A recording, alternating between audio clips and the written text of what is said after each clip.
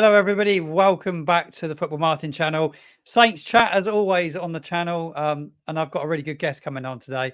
I've been advertising this for a few days now because I've been excited about this guest coming on the show. A guy's content that I read a lot of. He does some very, very good articles in and around Southampton. He works with Analytics United as well, and he knows Southampton inside out. And this is going to be a superb stream, this one. So get involved in the chat if you're watching live. Hit the comments box. If you haven't subscribed, please do so. But please welcome to the show today, Fraser Spinney, who is here with us. Fraser, welcome along to the show, mate. How you doing? Thank you for having me. Yeah, really good. Thank you. How are you? Yeah, I'm good, mate. Let everybody know where they can find you. For those of you that are just tuning in, you don't know who Fraser is, you need to give him a follow, an absolute must follow. Fraser, let everybody know, please, mate. I appreciate that. My Twitter is obviously below. It's at Fraser Spinney 21. Pretty much all my work, regardless of who it's for, I'll post there. Like you said, I do a bit for Analytics United, just covering Southampton, and I have my own blog, which is posting in, which is a bit sporadic at the moment, but I'm looking to sort of pick it back up again. So yeah, if you want to catch any of my stuff, then they're the places to go. Mate, you've been following Saints a while now. You've been a Southampton fan for a good period of time. Yeah. So I'm 27 now, and I've probably as long as I can remember really supported Saints. Sort of initially got into the club obviously when we were sort of teetering towards relegation from the Prem the first time, and sort of stuck with it ever since. So yeah, you can't choose who you support really, can you? And it gets a hold of you. So it does. It's topsy turvy, isn't it? I think I went in the late '90s. My dad took me to watch Saints at the Dow, and kind of once you've been, it kind of it gets embedded into you, and that's it, isn't it? It was always around my family. Southampton were always on the TV, and at the time, everybody was supporting Man United. Sort of like I was born in '82, but it was all Man United were doing well, Liverpool doing well, all Liverpool, Man United fans, and just bucked the trend by following Saints. But I'm glad I did. They've put us through the ringer a few times, but mate, let's get talking about all things Southampton now and what's been happening this season. I want to reflect on with you, like a little look back at we're 11 games in now. It's really good to talk to people like yourself of what your thoughts have been so far. Like I said, 11 games in. It's been a bit of a rocky start, hasn't it? Yeah, it's been interesting because I think we're not too far off where I probably would have put us for now. Just after the appointment of Martin in charge, I think it was always going to take time. And my before the season started, I think I sort of said that I could see us, if it comes together, sort of pushing into the playoffs. But I thought where it would take time to embed, I thought automatics would be a very much a long shot even at the start of the season. But yeah, I mean, it's a bit odd really because we're not in an awful position. I think we're sat in 10th, aren't we? But it's the way we've got our points. It's just sort of that. I mean, that run of 4 games in a row while losing all 4. It's just. Were you surprised at that to go 4 games and get beaten like we did? It was the manner of those defeats as well. Yeah. I was shocked. I don't know about you. Yeah, I was. I think obviously Sunderland completely came out of the blue, and it's sort of. I think it was a bit of a wake-up call, that 5-0, because I think everyone sort of thought like, oh, we're in the Championship now. We hadn't lost a game at that point. Everyone was sort of enjoying it. It was all fresh, and everyone's like, actually, Championship's all right, like we win games, there's lots of goals, it's entertaining. And then that was a bit of a, hang on, there's a lot to be done here still. I think looking back at the time, the early start of season seemed really positive, but actually as time's gone on, it's sort of become quite apparent that some of those early fixtures were actually what will be some of our easier fixtures this season, potentially, like Sheffield Wednesday, Plymouth doing okay, but that's sort of a game you'd expect us to win. And Norwich, obviously, the 4-4 draw was just pure entertainment, really, but also a calamity of errors. I think we're about where we not where we should be, because I think we should be aiming higher. But given the style of play and given what we're looking to achieve, I think. We're doing okay. We need to hit the ground running after this international break, I think, and put another run together, because the Rotherham result was very disappointing. The performance, I actually felt the performance has come under more criticism than it deserves. But ultimately, when you draw with a side like that, you're going to get a bit of criticism, and that actually we did at times. It was almost too easy, and it got a bit too pedestrian. But I think we're doing okay. Yeah, I think we're doing okay. I think Ross Stewart coming in is going to be crucial. I think he really has to hit the ground running, and yeah, I think as much I want to, I don't want to preach, but I think patience is key with Martin. I think there's nothing, I don't know about you, but it's so frustrating for me. I understand frustration with mistakes which have happened early in the season, but when you're at St Mary's and passes backwards are getting booed and you're playing out from the back, people are screaming to lump it long, and it's not helpful, is it? It's not helpful. And I think the booing at the end of the Rotherham game, I think that was, to be honest, I think that was embarrassing. I don't understand how you can be disappointed in the result, but actually, if you take a step back and think about the performance and where we're at and stuff, like what good does booing really do? And I know people feel like they're entitled to their opinion, and they are. Fans pay money to watch the team every week, and it's their club at the end of the day. But I just think there just needs to be a bit of a reality check of actually. Absolutely, we got relegated bottom of the league, and we were by far the worst team in the Premier League. We've lost a lot of players. A lot of players come in. We've gone from 4 or 5 years of pressing football, recruiting to press, and now completely shifted and gone possession focused. At times, there's going to be mistakes.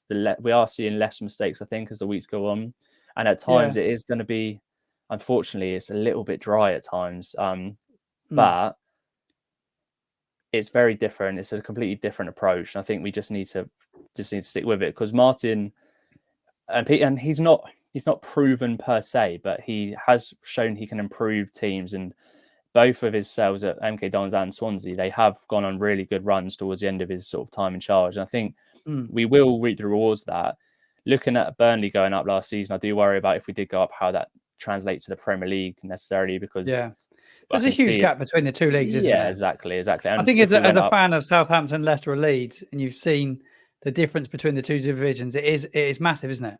Oh yeah, it's huge. I mean, some of the players I've seen at St Mary's this season are very average players. Like, don't want to be too critical of the opposition and stuff, but even some of our players are, the drop off in quality is massive, and it's no surprise because of the money involved. But actually, it's probably a bigger drop off than I expected, to be honest. Yeah, I'm with you. Totally echo your thoughts about the booing at St Mary's after the Rotherham game. I just found the whole thing bizarre. It just seems to become something that's acceptable in football now. Watch the England games over the last few days, and the booing of Henderson. I know there's issues around it, but this constant booing is like this. It just doesn't do anyone any good. If you want your home team to do well, you just need to get everybody on side and everyone get behind the team, because I think we all in life need confidence, don't we, to do well. And if the players are being booed, it's just going to end in one place, a toxic atmosphere that nobody needs, do they? St Mary's has been hard enough as it is, hasn't it? We've not won enough games there over a period of time for many reasons, but I just think, like you say, we're not in a horrific position, are we? There's so many games to play, isn't there, Fraser? Yeah, exactly. I think there's 35 games left. And I think the other thing to remember is how young some of these players are that are being booed. And people I also think as well, like I know Flynn Downs came out and sort of said something about the booing, and I do agree with him. But I also think if Flynn Downs is the player, he's start of season not great, but I've heard that illness actually had quite a big impact on him. He's been really good the last few games, and actually, we want these players to come and want to play for us. So if we're booing, if we're booing stuff like that, then why would they want to stick around? Like, I think it's obviously a big hangover from the past few years where actually I feel like fans at the start of the season but you need to see this as just a clean slate, and that built up frustration from the past few seasons of miserable times at St Mary's. They just need to sort of let that go and just focus on this season. And actually, this season there's been a lot to be positive about, I think. Yeah, we've managed to keep hold of a few players that we probably didn't expect to keep hold of. Shay Adams has stayed. Obviously, Silamana's still there. Carl Walker-Peters is the biggest surprise for me that he's still there, because I think he's the best right back in the division, isn't he, by a long way? Yeah. You did a really good article on Shay Adams this week. It's interesting what you said in the article, and you spoke about the drop-off in form since the transfer window closed. This did happen over 2 prior transfer windows as well. There's something. Do you think he was playing for a move, Adams? Like, your gut feeling?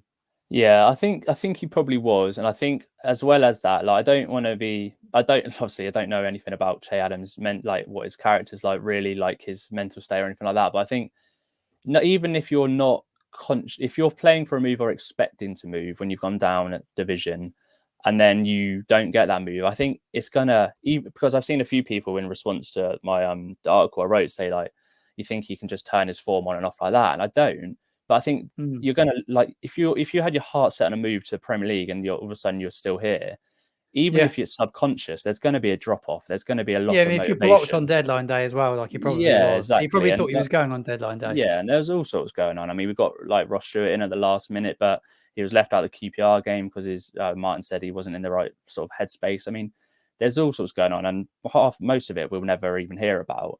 But he to be linked 2 summers in a row and not get that move, I think will be very. I mean, it will be disappointing for him. And there's 2 ways you can respond to that. You can either respond by, I mean, ultimately the problem is he's out of contract at the end of the season regardless. So in his mind, he's probably thinking, no matter what happens this season, I'm in a strong position. He could play be really bad all season, and a Premier League club will probably still take a punt on him, lower Premier League club, and go, okay, but he didn't want to be there. He's free.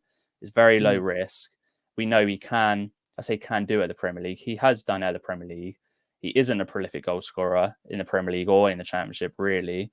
But people know, what you get from Che Adams on form with a strike partner. You know what you get, and he's quite. I don't want to say reliable because he's not reliable. His finishing's pretty poor and erratic. Doesn't score enough goals, doesn't he? No, but around the box, you kind of know what you're getting from him.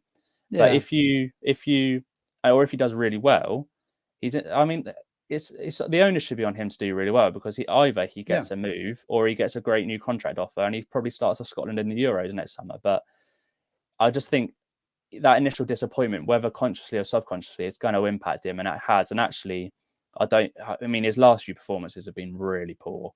I mean, Rotherham, I was really disappointed against Rotherham. Yeah, I thought that's the sort of game where didn't work hard enough. He just didn't. He didn't show that willingness that he would do. That he would drop in and kind of beat people off the ball, and make sure that he was available, and kind of almost work in the build up. He didn't do any of it, did he? Yeah, and that's normally the thing you can bank on with Adams. Even if you're not getting the goals, you normally bank on the hard work off the ball. Just didn't really look interested, and it's frustrating because I think we've got a player in Alcaraz who really is sort of fired up and he's keen, and that 5-year deal we signed is great news to the club, regardless of whether it means we get a big fee for him or he stays. But he seems relatively happy, and I mean, he sort of committed himself, and him in that false 9 position, I think, just at the moment, just offers so much more than Che Adams is. So yeah, I totally agree. I've enjoyed seeing Charlie play there. I think he's a wonderful player as it is, and I want to. Not about you. He's a player that I want to see in the team. I do worry about the weekend. We head to Hull at the weekend. He's probably going to get back from Argentina late on Friday, you would expect. I think they play. We're recording this on Wednesday, the 18th. So I think the game's today. Time he flies back, will he make it for Saturday, do you think? Gut feeling? I can't see it, to be honest. I can't see it. And I don't know what... I mean, does that mean Adam starts, or does that mean we'll try something a bit different? Because, we'll try something different. Yeah. Yeah, I think because... problem is, and it's the problem I think we're going to touch on anyway, but the sort of striker debate where Adam Armstrong he's been bring us in nicely to it, actually. He's not really doing it. He hasn't really done it as a lone striker this season. Adams is off the ball. I mean, maybe there'll be something, he'll show something where actually he's sort of gone away, maybe international duty's done him some good, I don't know, maybe he's gone away and sort of had a bit of time to think about things. I'm just really disappointed with Sekumara, to be honest. I keep Sekumara. I think there's a player in there, but it's just not. He just doesn't do enough for me. I mean, he shows glimpses, but he's just a bit. I just always want a bit more from him, and actually, he's not. I thought the championship would be the making of him, and it's not looking that way. I mean, they must see someone in training because Stoke game he came on ahead of Adams. He must be doing something right in training, and he's played he wasn't in the last squad, but he's been playing for France under 21s, being managed by Thierry Henry and stuff. Like, there's got to be a player in there. He was pretty heavily sought after when we got him from Bordeaux. I know they had a lot of financial trouble, but there were a lot of clubs circling, and even in the summer he was linked with loan moves to some of the top French sides. So yeah, he was. Yeah. There's got to be something in that, but he's just not showing it regularly enough. And I don't know if he just needs to sort of toughen up a little bit, or I mean, that sounds really sort of old-fashioned, but there's something there that just true though. is missing. It's missing. He's really struggled. He's disappointed me really. I thought after that Man City goal in the cup last year, he would have really kicked on. I don't know about you. He took the goal really well that night, didn't he? That night Nathan Jones when he That's what I mean, turned over Pep Guardiola's Man City. yeah, Probably the best performance I saw at St Mary's last year. I don't know about you. I thought they were yeah, outstanding that night. yeah, And it he in really that were. goal, I just thought, here you go. That's your launch pad, lad. Now go Mm. on and drive on. But he didn't, did he? He just Nah, he didn't. he gets beaten off the ball quite easy. And sometimes I think his work Yeah, rate lets him down a little bit. yeah, he doesn't seem A to lot of work people talk about that work hard. rate, and it'd be interesting to get your opinion on Joe Aribo. He's a player that's not really featured a lot in the last sort of like half a year, really. He played a lot Mm. at the start of his, once when Ralph was the manager, but he disappeared as last season went. Do you think he fits into this side, Joe Aribo, Fraser? Mm. I don't think he does really fit into the side, but I also don't think anyone knows what his best position is, and No, I don't. that includes himself. I think that includes Russell Martin. I mean, he's been playing in the sort of midfield three when he has come on recently. The problem I have with Joe Aribo is that when he first joined, and I mean that friendly goal against Villarreal, and he scored against Leeds earlier, and he looked like we had Great a goal, real that player. Villarreal goal, Yeah, wasn't it? Like, yeah, it unbelievable. looked like we had a real player, and he looked like he was dribbling. He was quick. He was like mobile, and he just doesn't seem to be able to get around the pitch. I mean, he has that sort of running style where it almost looks lazy because it's quite an unorthodox running style, and he's The quite socks around his ankle almost just yeah. It's about almost covering his shin pads. it's almost like a bit laboured, and everything looks like hard work for him. But I I just think a think lot of players that wear socks low do. I don't know about you, just that wearing yeah, socks, just like baggy socks. It doesn't look great. I know Grealish does it, and he never looks yeah, like a player that's got any pace or though he works a bit. I know he's hard. It's a rubbish yeah. comparison, but it just doesn't look great, does it? No, I see what you're saying, and I think as well, like just with Aribo, he doesn't do enough defensively to play in the middle three, but he doesn't Mm, offer enough in terms of goals, assists, chances, and stuff to be in the front three. And he's obviously not a striker, so you've got to play wide, and yeah, our width is where all our pace is, and he's not got the pace. So I just don't think it's really worked out for him. And I think I can see him it's being not, is one it? that No. maybe gets moved on in January, if on loan maybe initially with a view to a move, because I don't think anyone's really going to come in for him now. But if he has a good loan spell, maybe he'll get a bit more value back. But it's just not Yeah. worked for him, has it really? No, it's just not stepped up to it at all. We were talking about the striker situation. Funny, I horribly thought to myself when you said, "Will he try something different at the weekend?" I thought, "Oh, he could end up putting a Rebo in that false nine." I hope he doesn't, but No. it could happen. But there are some rumours. I don't know if you've heard it. They reckon that Ross Stewart could. They're very tight on letting things out at the moment. Certainly, Mm. Russ Martin is something that he was annoyed at when he came into the football club. There was too much training ground information being leaked in the mainstream press. There's been no images of Ross Stewart, but it has been spoke about that he could be involved at the weekend. Ross Stewart, how important do you think he's going to be for Saints? Well, I think it's make or break really for our season. I think I do, I, yeah. yeah, I think I'm really excited to see him. I have a couple of concerns about him, which I hope I'm wrong Mm. about. One of which is he's had a very bad injury, like Achilles, rupturing your He's done it Achilles twice, is, isn't it? Is this injury? Has he yeah, done it twice? he's done it It's a big twice, and injury, he's isn't it, to do twice? hasn't played since January. He's own. I mean, if you exclude the Scottish Premier League, this is the highest level he's ever played at in the Championship, and he's only played 13 games in his whole career in the Championship. He Yeah, scored I 10 in noticed that that. time. Yeah. Yeah, in that time, he scored 10 goals, got 3 assists, which is obviously amazing. But that was on Mm. the back of scoring, I think, 26 goals in the League One when they came up. Sunderland came Yeah. up. And actually, other than that, he hasn't been prolific at all over his career. And it's one of those things where, like, is he now 27 coming into his prime and that's his level, or was he Yeah. just on an amazing run of form and it's a bit of a one-off? That's my only concern. I think that's being potentially a bit overlooked by fans that are really excited about him. It Is has that been overlooked. Yeah, I totally agree. I yeah, think you brought a really good point up, and a lot of those goals are scored in League One. Scored a lot of exactly, goals yeah, for Sunderland in League One. I yeah, spoke to a Sunderland fan the other day. I do a little bit of TikTok content, and I jump on a few lives, and there was a Sunderland fan come on, and he said to me, "Great player." He said, "But Guy," he said, "you've taken a massive punt on him as a player, oh yeah, and I massive punt actually because of the yeah. injury being twice." Yeah, and I remember talking about this. I can't remember who I was talking to about it during the transfer window, and they said about. I think I went on a Sunderland podcast actually, and was talking about it, and they were sort of saying like, "Oh, Ross Stewart, like, because I think it's up to 10 million with add-ons," and I said, "I think we're Yeah, massively overpaying for him for a it's a player big that's buck. been out for so long, is out of contract in the summer, has had well, probably 9 months of being really good in front of goal." it's a massive risk. And I think there's not better value to be had, because if he comes good, then it's worth every penny. But it does seem a lot for a player, if it comes good, championship player out of contract in the summer with a massive injury and a recurring injury, like you said. I do, on the other hand, I do think he will make us a bit more potent in front of goal. I mean, one of his strengths is his finishing. Over the past sort of year and a half, he has looked very good in front of goal, and he's a bit of a battering ram as well. Like, he's not. We'll play nice football, I'm sure, but we can mix it up and go a bit more direct. I mean, he's 6'2". He's a very willing runner, and he runs in behind as well, which is good as well, because Adams is probably our target man, so to speak, even though he's not massive, but he doesn't run in behind. Whereas Ross Stewart is a very, very willing runner. He's quick. I mean, it's the only things that let him down at times are his like bringing people into play, and his touch is sometimes a bit off. But I think generally speaking, we've got for this level, a very well-rounded striker. And if he does hit the ground running, then we're good, because I think if we had a fit Ross Stewart against Rotherham, we would have been home and hosed by half time. Like, and it just needed someone to finish, didn't it? It just wasn't anyone to finish. And I think that's the difference. I mean, people can moan about we've done all like passes around so much, had so much possession, but what we've got to show for it.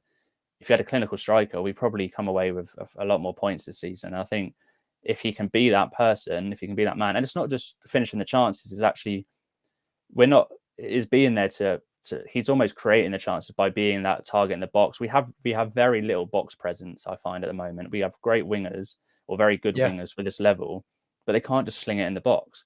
And with Ross Stewart, you can do that, and I think he'll have a real impact. I'm really excited to see him. I do think they won't take any risks with him. I think they'll really ease him in. I don't think we'll see him starting for another month or so, to be honest. I think he'll be coming off the bench a lot.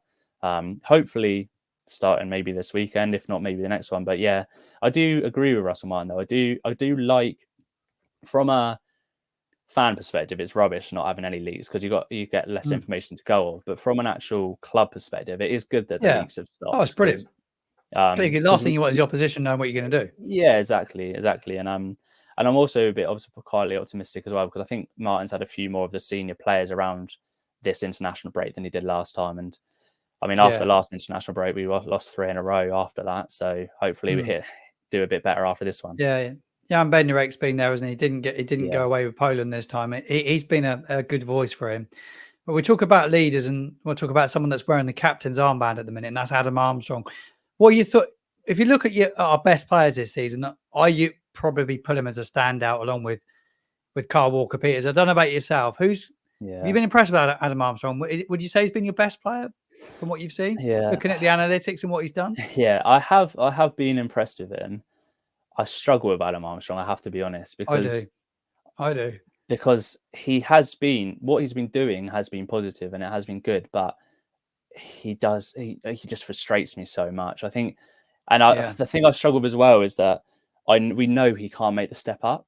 So it's not like having a player we're like, oh, he's it's really good, and actually if we go up, we know he can't make that step up, and he really struggled in the Premier League, didn't he? Just didn't score enough goals. And some of that you can say is probably confidence and stuff like that, but actually he still misses a lot of chances. I mean, he has been one of the leading sort of lights in our season so far, and he has been good. And I think I do prefer him out wide to being a lone striker, but also very much I didn't like the experiment with him in midfield, I have to be honest. I think he didn't do badly. No, he didn't do badly there, but I think it just made us so exposed. The balance of our midfield, when it was sort of him, he was like him, Smallbone, and like Stu or something like that.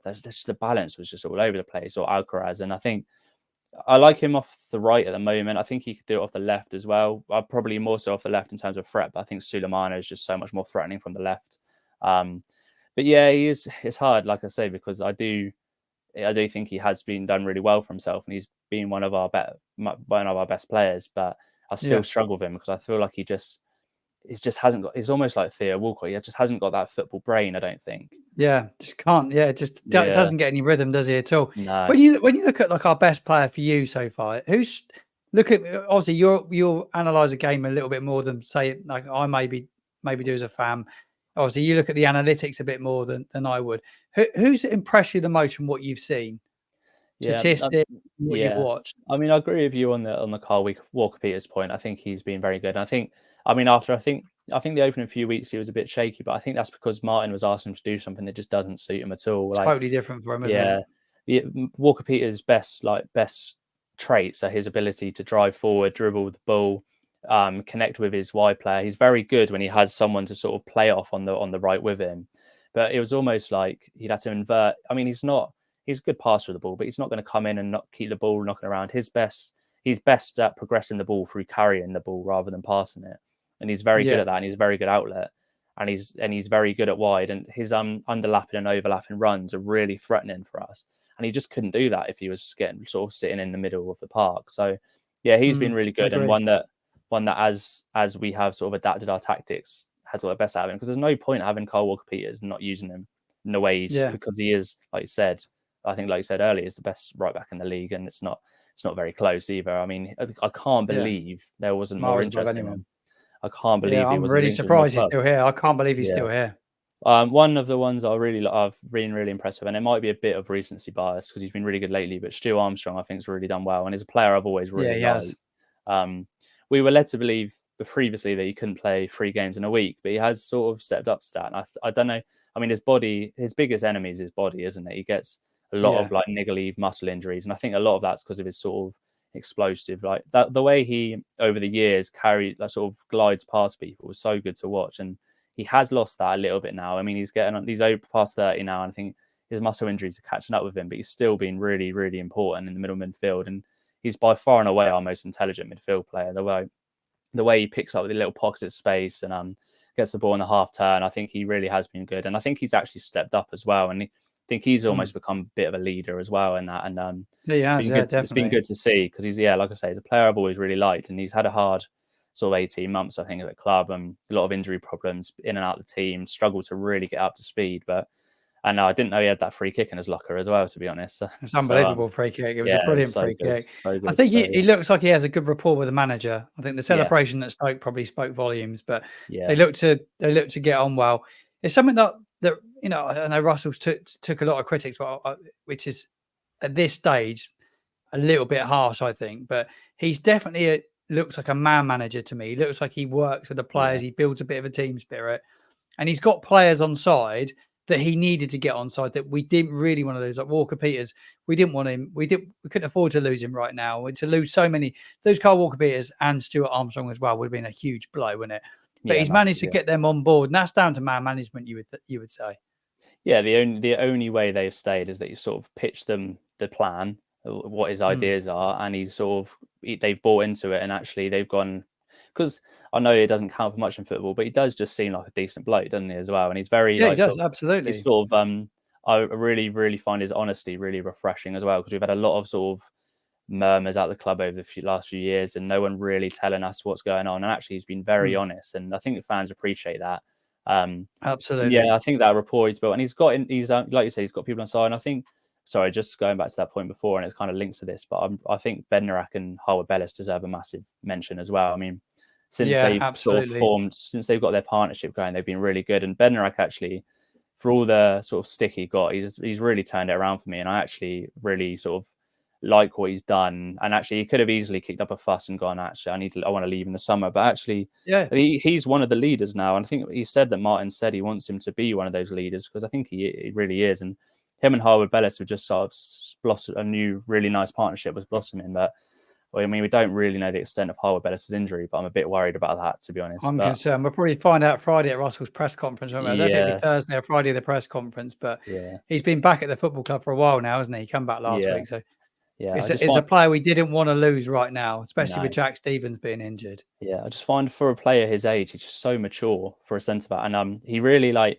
he seems to really be up for. I know not being up for every game is like not really a quantifiable thing, but he's really sort of engaging with the fans and stuff, which I like. Yeah, for a lone player as well. Well, you mean in Yeah, Benderek or in Harwood no, Bellis? Howard Bellis, yeah, Howard Harwood Bellis, and Bellis, yeah, he's on loan as well, isn't he? So yeah, I mean he's it's yeah, like you say, he's bought into the club and the fan base. yeah, I mean he's in a weird situation because he signs for, if we go up he signs, if we don't he doesn't. So it's like, Yeah, in terms of if his mentality is right, he's hopefully thinking, well, I want to get this club up and sign for him and be a Premier League player here.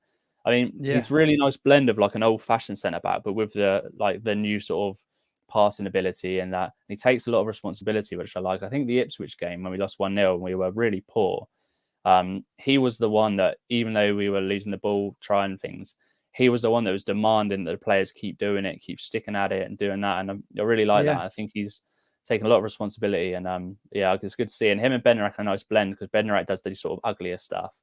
And Harvard Bellis can be a bit more composed. I think we need that, because two players playing like Shea Charles and Harvard Bellis, for example, it's just a bit lightweight. I mean, Harvard Bellis is very good in the air, but he needs someone beside him.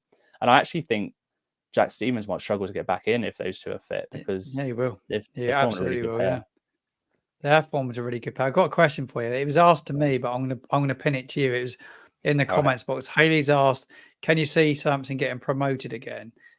I want to pin it to you because you're the guest, Fraser. So what's your thoughts when you look ahead to the remainder of the season? Obviously, we've seen 11 games. I still think it's early in the season. I think once we get to Christmas, we'll have a better idea. But how do you feel about it at the moment? Do you think we can get promoted? Yeah, like you say, I think it's very early. I think if we are to be promoted, I think it'll be via the playoffs. I think I think you're right. Leicester have just, there's no one's, I mean, unless they seriously fall off, no one's touching Leicester this season. They've lost, I think they've lost one game, haven't they? And the rest they've won. It's the best ever start to a championship season. And they have got a Premier League team. It's like as simple as that, really. Ipswich have started unbelievably well as well, and they're doing really good things there. I don't think they've quite got enough to maintain it, but I mean, the longer you keep momentum going, the more chance you have. I mean, Leeds will, I'm sure, will be up there coming in the season. I do think we'll struggle to get in the automatics, because I don't think we'll be able to have that consistency of.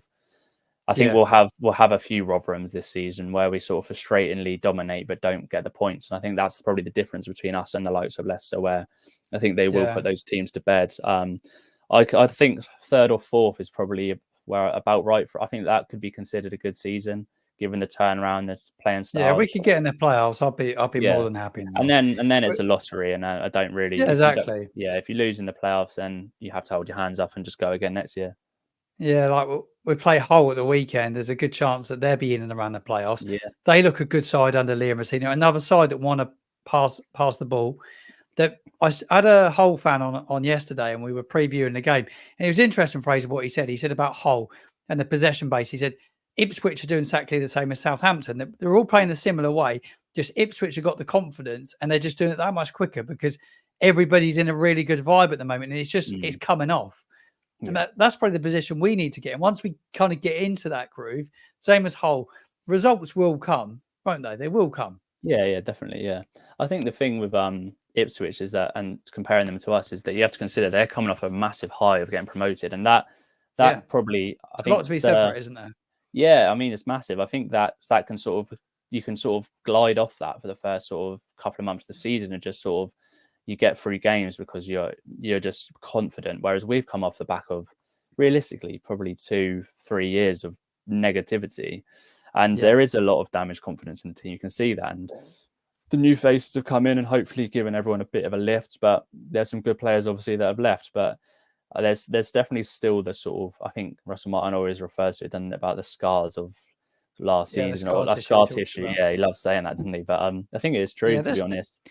There's still staff around, isn't there? There's still the kit men are still the same. There's people that have been around the football club for a while. Some of the fitness coaches are still there. And obviously the fan base as well. I think we were all scarred from the last couple of years. Certainly last season, the form at home, it was, and I can understand the frustration builds up, but just if everyone can just all come together between now and Christmas and get ourselves in a good position, it could look so different come Christmas, couldn't it? It could be looking at it thinking, have a good second half of the season, and we'll be right thereabouts. Yeah, and I think as well, the other thing is, I would say, is just from a fan's perspective, I would just try and enjoy it, because in the Premier League, realistically, there's at most probably, you're not going to come in the top four. It's just not going to happen. You're realistically aiming for top half in a cup run. In this league, you can actually have a bit of you can dream a little bit, and you can go on runs, and you can actually go, we can get promoted. And I mean, it's easy to say that your first year down it, and the longer you stay down there, the harder it gets to get out, and the more sort of threat you come of just getting stuck. But actually, I think there's a lot to be said for trying to enjoy this season. I mean, it's definitely Yeah. more entertaining. And I've it's definitely enjoyed it. it's I've nice really going enjoyed to, going to St yeah. Mary's. It's nice going to games thinking like we can win every week. Like every game we've had this season, I've sort of seen a way we could win it. And in the Prem, you sort of, as I was messaging you, sometimes you do just turn up and think, oh no, we've got these today. And I think there's a you lot to turn be up, you've said for got just City in enjoying front it. of you, and Yeah, playing a Newcastle lot. and Yeah, people like this, Arsenal. playing It's a just lot. so Yeah, hard, isn't it? yeah, you're playing a lot of teams you haven't played for a few years, new ground, stuff like that. So I think there's a lot to be said for that. But also that comes with good results and a positive sort of vibe around the club. And I think that obviously that only comes from good performances and players doing well. I think I think it's actually crucial that we're sort of doing well December time, because I think January could be massive in terms of whether players that are sort of maybe thinking about their futures decide to stick around, or whether they think this club's not going up, it's time to move on. Like the likes of Walker Peters and Suleiman, I'm sure there'll be interest. Whether they stay is probably hinges quite heavily on whether they think we'll actually get promoted or not. Yeah, no, I totally agree. Fraser, you've been a wonderful guest today. You speak so well. It's been brilliant having you on your show. I've been really fortunate to have you on. So, mate, thank you so very much for your time. No, thank you very much for having me. You would come back again. Would you come back again? Yeah, definitely, mate. I really enjoyed it. Thank you.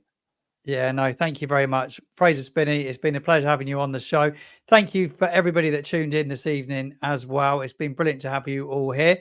I'll be back with another stream again soon. If you haven't subscribed to the channel, please do give me a sub and follow the channel and hit the notifications for when I go live, because there's loads of live shows coming up over the next couple of weeks. Games are coming thick and fast. International break is over and the Saints are back in action at the weekend against Hull City.